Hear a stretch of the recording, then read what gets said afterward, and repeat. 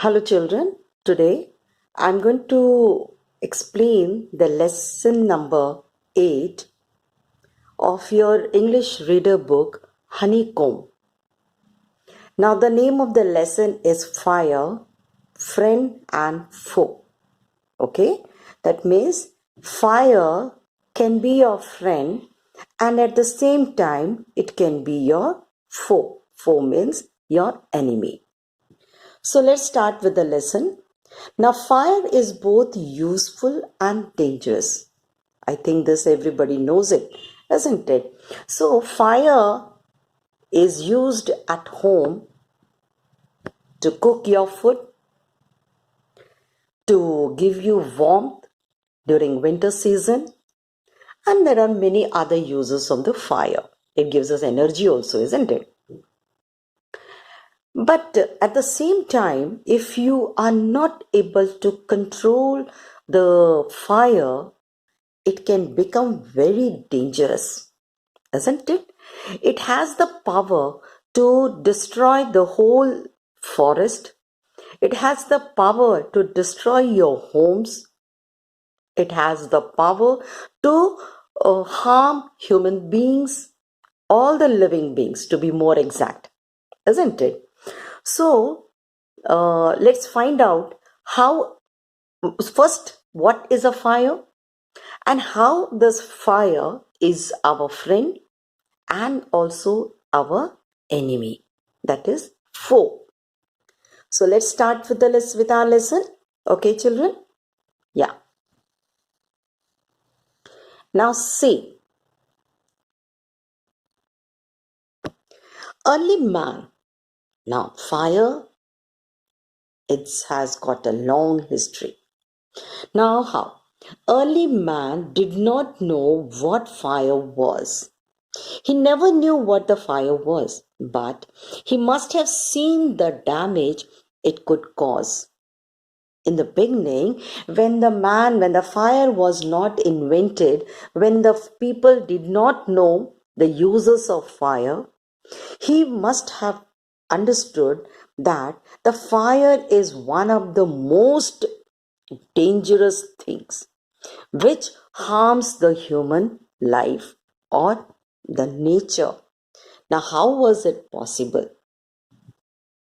Because he must have watched lightning and volcanoes long before he began to use fire himself. That means before the man was able to use the fire for his own, for cooking his food, for giving him warmth, for giving him protection from wild animals. Before that, he must have watched lightning and he must have watched volcanoes, which is causing lot of destruction, lot of damage to everything. Now, what is a volcano? I think everybody knows it, but still I would like to tell you. Now, what is a volcano? A volcano is a big mountain, a mountain with an opening through which lava gas is forced out. Now, what is a lava? Lava means liquid fire. Okay, liquid fire is called as lava. And of course, out of that mountains, lots of poisonous gases comes out. Okay, now lightning, everybody knows what is a lightning. It is a flash which you see during the rainy season. Okay, so he must have seen the lightning and volcanoes and he must have understood the power of fire. But he did not know how to use that fire for his own self, for himself. Fire was powerful and dangerous, and he was frightened. Now, at that time, because he did not know what this is, he only came to know that it is very powerful and dangerous. That is the reason why he was very frightened of it. Fire may have puzzled early man, but we now know that fire is the result of a chemical reaction. Now, in the olden time, in the early times, the man must have seen this volcanoes and lightning, and he must have become very confused because he was seeing lot of destruction, and he must have thought, what is this? Because he was not able to catch like wild animals, he was not able to climb like a big mountain, he was not able to swim in the water, he was not. But what is this? This fire which is causing lot of destruction. He was confused, he was puzzled. But now we know that fire is the result of a chemical reaction, isn't it? When oxygen in the air combines with carbon and hydrogen in a fuel, a chemical reaction takes place. Now, what it is saying? That in the presence of oxygen, okay, everybody knows that our air is full of oxygen, isn't it? Our air has got lot of oxygen, isn't it? So, when this oxygen in the air combines with carbon. It adds with the carbon and hydrogen in a fuel. Then what happens? A chemical reaction takes place. That means in the air we have oxygen, there is carbon and hydrogen in the fuel. Fuel means you can say wood. All these are fuel. I'll explain it to you later. Okay. So fuel, after combining all these things, that is oxygen and the fuel, a chemical reaction takes place. Then the fire is caused. Energy in the form of heat and light is released in this process. This is what we call fire. Now, when this reaction takes place, at that time, energy is formed. And when that energy is formed, out of which heat and light is released during this process. Okay? What heat and light is released.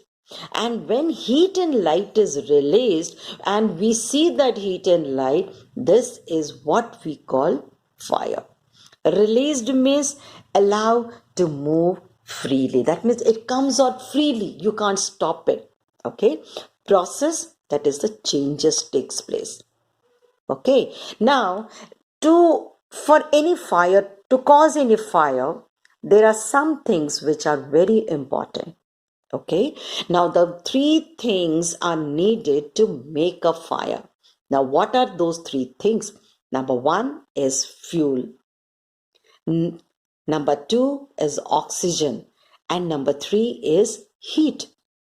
So let's find out what is fuel, what is oxygen, and what is heat.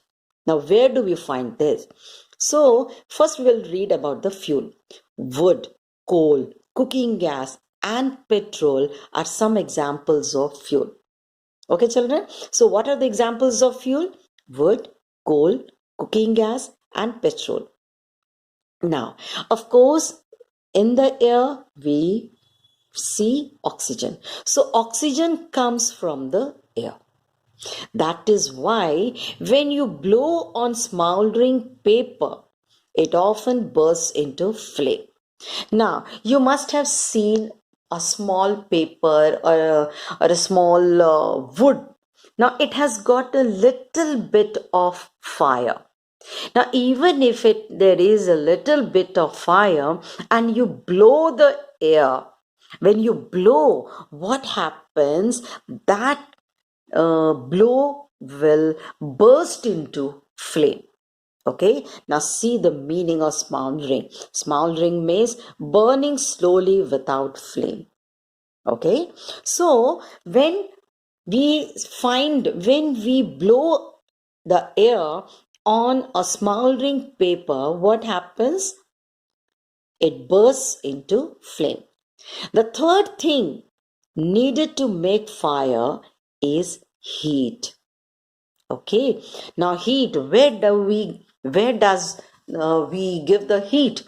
Now you must have seen the match boxes. When you rub it, you will get heat, isn't it? That is the rubbing. That when you rub, heat is produced, and with that heat, that is the combination of wood, combination of heat, and the combination of oxygen. You can't control oxygen because everywhere there is oxygen, isn't it? Yeah, of course there are some ways to control the oxygen also. So these three things, that is fuel, oxygen, and heat, they cause fire. So fuel and oxygen do not make fire by themselves, or else a newspaper or a stick lying in the open would catch fire on its own. Now, if there are any two things, suppose if we have got only fuel and oxygen, will it cause fire? No. And suppose if there is heat and only wood, will it cause fire? No, because there is no oxygen.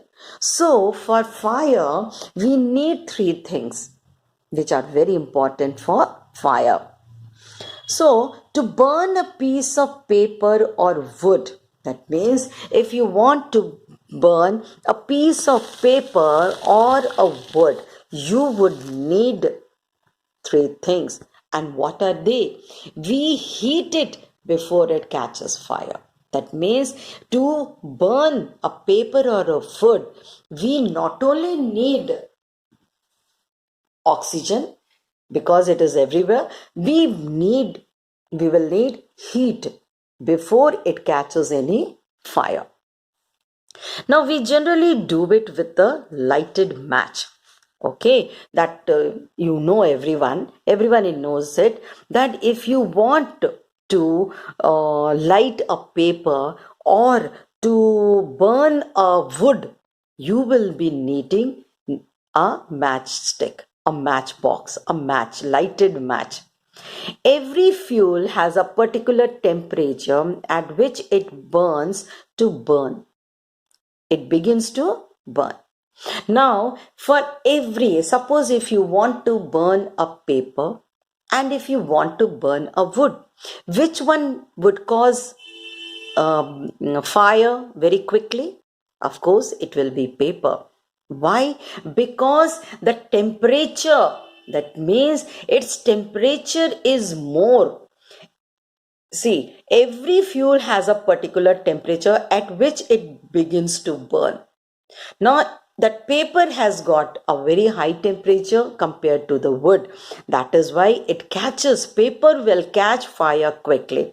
Now, this temperature, the temperature at which the things start getting burned, starts fire, is called the flash point or the kindling temperature of the fuel. Now, what is the meaning of fuel? I told you now. Material burned to produce heat or power. That is the material. Now, what is that material? I told you it can be wood, it can be paper, it can be cooking gas, isn't it? Or it can be petrol, that is the fuel. So fuel की temperature जितना होता है, that means the temperature of the fuel at which it begins to burn is called the flash point or the kindling temperature. Okay? Yeah. It is sometimes said that fire is a good servant but a bad master. Now, why it is said as a good servant? Because as long he works a lot, he gives us a lot of things. But then when the fire becomes our master, that means when we are not able to control the fire, at that time it becomes a bad master. It becomes very dangerous. It only means that fire is very useful as long as it is kept under control. Okay, good servant means आपकी बात मानेगी. It will listen to you. It will work for you as long as you are the master. But it will become very bad master. Why we are calling it a bad master? Because it will not listen to us and it will burn everything. That is why it is called as the bad master. So that is the reason why we should not allow the fire to become our master. We should keep the fire as a servant. Then when it is a servant, it will become good. But once it becomes a master, it becomes bad. Okay? Yeah. For instance, we use it to cook our food. Now, how can you say it is a good servant? We use it to cook our food. Yeah. Warm our homes in winter and to generate electricity. But on the other hand, if fire gets out of control, then what happens? It can become very dangerous. Every year, thousands of homes and shops are damaged by the fire. I think you must all have heard that fire has burnt so many people. It has burned the forest. It has destroyed the forest. You must have heard a lot of things about the fire, how it is creating problem, isn't it? So what is the meaning of instance? For example, and what is the meaning of generate? Generate means to produce. Now we produce electricity with the fire, isn't it? Now that means fire, as long as it is our servant, we are able to cook our food, warm our homes during the winter season, and also we can produce electricity. Okay, but on the other hand, if fire gets out of control, हमारे control में नहीं है, that means once it becomes our master, it can be very dangerous. Okay, now every year we are hearing that thousands of homes and shops are damaged due to by fire. Even vast areas of forest are also destroyed and hundreds of people are killed or they are injured. Okay? Just as three things are needed to start a fire. Now we know the three things are necessary to start a fire. There are three main ways in which a fire can be put out. When there are three ways to create fire, produce fire, or generate fire, at the same time, there are three ways in which we can stop the fire. Put out means to stop, stop the fire. In each one of the three things needed for burning is taken away. That means you can take away oxygen.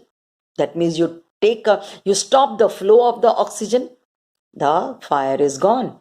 If you take away the fuel, the fire is gone. If you take away the heat, the fire is gone. That means three things. Any one is missing. Any one, if you remove any one, that is, in each one of the three things needed for burning is taken away. At that time, you can stop the fire. You can put out the fire. Okay? For example, now see how we can take away the fuel. If the fire has no fuel to feed on, there will be no burning can take place. We often let a fire die out simply by not adding more fuel to it. Now suppose you have gone to a camp. Camp means for some picnic. And there, what you have done, you have used wood to cook your food. Now, after cooking the food, you don't want the fire again. Why? Because your food is already cooked. Now you don't want the fire. What do you do? What will you do? You will just pour water on it. That means you are stopping the heat. Isn't it? You are stopping the heat. Then what happens? There will be no burning. There will be no fire. And if that is one case, now still you can do one more thing. That is, what is that? What is that? You can remove the wood and put it in some water, or you just press it to the ground. What that means? Your wood, the fire and wood, the contact between fire and wood is gone. Now wood is the fuel. When you have stopped the contact, what will happen? No burning can take place. So, we often let a fire die out simply by not adding more fuel to it. Now, you don't put any wood inside that. What will happen? Naturally, there will be no fire.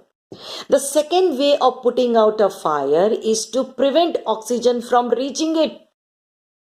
That prevent means to stop from happening. So, you can stop fire by not giving it, by not allowing, by stopping the flow of oxygen. मैंने कहा ना आपको. So you can stop the oxygen also, any one thing. No supply of oxygen means no fire. Okay? Small fires can be put out or smoothed with a wet, that is damp, blanket or a sack. Now, you must have seen in some films or something like that, in some movie or in somewhere like that, that what happening? You want to stop the fire. What do? You simply put a wet blanket or a sack. Sack means bora on that fire. Now what will happen? There is no flow of oxygen. This stops oxygen reaching the burning material. Once there is no oxygen, once you have stopped the oxygen, what will happen? There will be no burning material, and naturally the fire will stop and you will be able to extinguish the fire.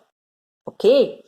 It does not allow oxygen to reach the burning material. Now you have stopped the flow of oxygen and you are able to extinguish the fire. Now see here. Add fuel to the flames. What is the meaning? It means, it is an idiom. It is an idiom. Say or do something that makes people react more strongly and fiercely. अच्छा, आप कुछ चीजें छुपा रहे हैं. Okay, I'm explaining this idiom. You are trying to hide something.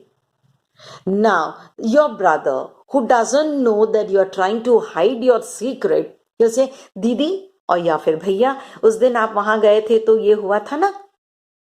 Means what? He is letting out. And your father who was sitting there, because you have come late home from your playground, he doesn't know that you had been to somebody's house when your father has told you not to go. That means your brother is leaked out your secret, and what has he done? He has added fuel to the flames. Already your father is angry and your brother has leaked out your secret. Naturally, what will happen? Your father will be more angry. He'll become very fierce. That it is an idiom. Adding That means your brother has added fuel to the flames. That is the meaning of this idiom. Next is smothered. Now I told you what is the meaning of smothered. See here, this is the smothered. Now what is the meaning of smothered? Suffocated. Suffocated means when you are trying. See, I told you, you are you want to for example, suppose your hand has burnt, or you have got burnt on your hand. What will you do? If you put a damp blanket over that, what will happen? The fire will be smoothed. What? Fire will be smoothed? Yes. Because the flow of oxygen, you have stopped the flow of oxygen. That means it is smoothed with a damp blanket. Okay, now it does not allow oxygen to reach the burning material or the burning area. Extinguish means to put out. What is the meaning of extinguish? Extinguish means to put out. Can you see the meaning here? Yes. The third way of putting out a fire is to remove the heat. If the temperature can be brought down below the flash point, the fuel stops burning. Remember, I told you, if you had gone to a picnic and you have been cooking food, what will you do? You are cooking food using the wood, burnt wood, fire from the wood. And when you don't want it, you have added water. That means you have removed, you have stopped the heat. When you are able to stop the heat, the temperature can be brought down naturally. अब पानी डाल दिए आग में, क्या होगा? The temperature will become cold. The fuel will become cold. You have stopped the temperature. And at the same time, your flash point, that is the temperature of that wood, will also come down. When there is less of temperature, when there is less of flash point, the fire will be removed. The fuel stops burning. You blow on a burning matchstick or a candle to put it out. Now, see the example there. The matchstick has been burnt. What will you do? You will just blow with your mouth. Phukenge up air. You'll blow the air. And if there is a candle, you have burnt a candle during Diwali. Now, during that festival Diwali, now when you have blown that candle, what will happen? You have stopped, isn't it? So, the fuel has become cold. The temperature of that fuel has gone down. In doing so, you remove the hot air around the flame, bringing down its temperature below the flash point, and the candle goes out, isn't it? That means you have reduced the flash point. At that time, what will happen? The temperature of the candle will go down. Okay. Sometimes water is sprayed on a fire. I have explained to you. Yes. So, what is the meaning of spray? Spraying means liquid thrown in the air. If you throw the liquid, it starts raining. You have burnt all the candles and and you have decorated their house for Diwali, and the rain has started. What will become? The temperature will go down, and when the temperature is go down, there will be no burning of the candle. Sometimes water is sprayed on a fire. This is what it is. It absorbs heat from the burning fuel, and then the temperature will lowers the temperature. It will come down. The blanket of water also cuts off the supply of oxygen, and the fire is extinguished. Fire is stopped. Okay. Yeah. Next paragraph. Some fires cannot be put out with water. Wow. There are some fire burning which cannot be put out with water. Now, why is it so? If water is sprayed onto an oil fire, now the fire has been caught, which is in the water. Now, see what I explain is, if you put take some bucket or some area, some pond is there, and you sprinkle and you spray the oil in it, and then you burn a matchstick and throw it on that pond, the whole pond will be burning. Okay, so if water is, and over that, what have you done? You have sprayed water. Now this has become oil fire. Now will it stop burning? No, the oil will float to the top of the water. The oil naturally, it will float on the water. So, and it will continue to burn. It will, because oil has spread on the on the water. So, it will not stop burning. This can be very dangerous because water can flow quickly, isn't it? Suppose there is a fire. Suppose there is a fire in a house or some place, and by mistake the bottle of oil, it has fallen on the water. Now the oil will naturally float on the water. Oil क्या होता है? Oil क्या होता है? Water के ऊपर float होता है. Now oil will not mix with water. Now with the oil, when it floats on the water, along with the water will flow. Along with the water, the oil is also floating. The oil is also spreading. When the oil is spreading and there is a fire, along with that, the whole area will be burned along with the fire. See, this can be very dangerous because water can flow quickly, carrying the burning oil with it and spreading the fire. Okay, the burning oil will be carried by the water and naturally the fire will be spread. Water should also not be used on fires caused by electrical appliances.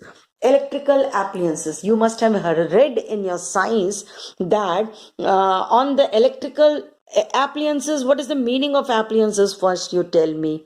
It means a machine used for in your house. So suppose there is a fire and you're not supposed to use any electrical appliances. Short circuit. Sometimes what happens? There is a short circuit in the house, and at that time, fires, if such fires are caused due to electrical appliances, because of electricity, at that time you should not use water for extinguishing. You should not use water.